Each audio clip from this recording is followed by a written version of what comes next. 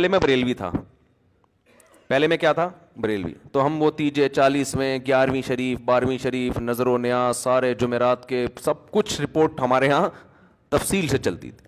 پھر میں دیوبندیوں کے پاس بیٹھنا شروع ہوا کہ میں دیوبندی بن گیا. بڑی ملامت ہوئی، خاندان ظاہر ہے ملامت کرتا ہے. تو جب میں دیوبندی بنا تو پھر کچھ دنوں کے بعد اہل حدیث میں بیٹھا، انہوں نے بخاری کی حدیث دکھائی رفع الیدین والی. تو میں نے کہا دیوبندی تو یہ کرتے ہی نہیں ہے. اب ظاہر ہے ہر آدمی کے پاس علم نہیں ہوتا، انہوں نے کوئی 2-4 مولوی مل جائیں گے، ان سے پوچھا ہوگا، ان کے کچھ ہر آدمی کو ہر چیز معلوم تھوڑی تھی. پیناڈول کی تحقیقات ہر آدمی کے پاس ہر وقت تھوڑی، ہر ڈاکٹر کے پاس بھی نہیں ہوتی.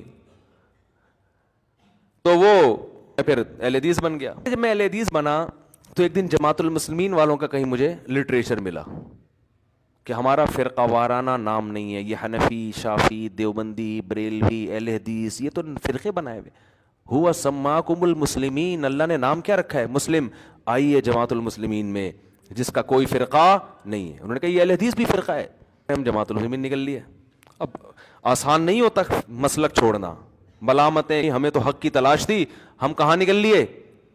جماعت المسلمین. جماعت المسلمین کے اب شکر ہے اس کے بعد کوئی لیٹسٹ فرقہ وجود میں آیا نہیں تھا اس سے اوپر کا.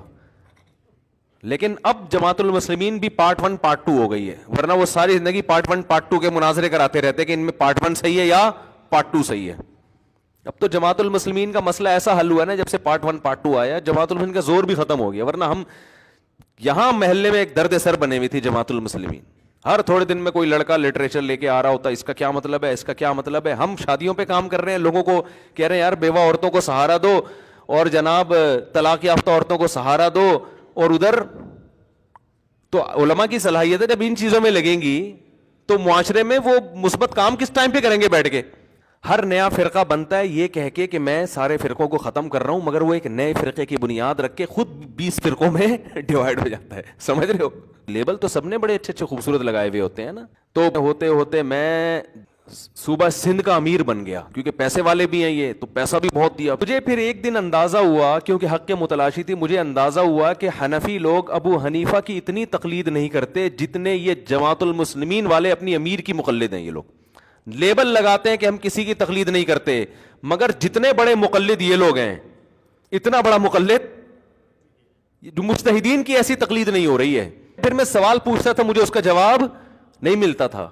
تو میں پھر کنفیوز ہونا شروع ہو گیا، یار تم تو باپ بنائے ہوئے تم نے اپنے امیر کو.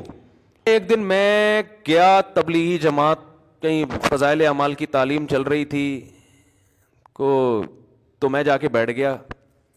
مجھے انہوں نے پاؤں دبانا شروع کر دیے کہ سیروزے میں چلو. پہلے تو میں نے سوچا اب یہ رفع الیدین کا مسئلہ چھڑیں گے نا، اب یہ آمین کی بات کریں گے.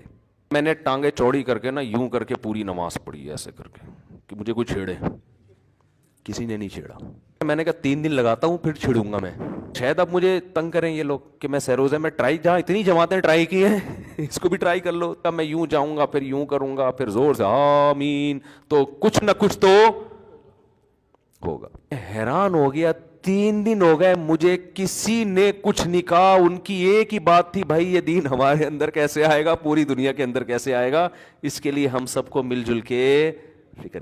یہ رفع الیدین، آمین بالجہر، ٹانگیں چوڑی کرنی ہے، پتلی کرنی ہے، پوری زندگی برباد کر دی، حاصل کچھ بھی نہیں ہوا. جس کے پاس جا کے بیٹھو دوسرا فرقہ غلط لگنے لگتا ہے.